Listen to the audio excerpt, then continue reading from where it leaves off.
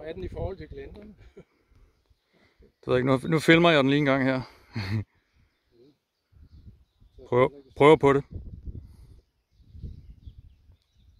Man skal aldrig forlade det. Nu havde jeg lige. Den er meget højt op. Ja. Er din øl tom? For ellers er du lige ved at vælte den. Hvor er den henne? Den glider mod venstre nu. Ja, den må røge i forvirringen. Så. Den må være hen over skuret nu cirka igen i den retning. Og så højt. Den bliver varm, så den skal drikke så rimelig hurtigt. Ja.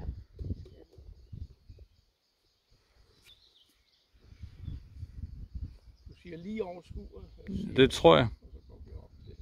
Ja. Den har ikke så meget lys på overvingen, vel?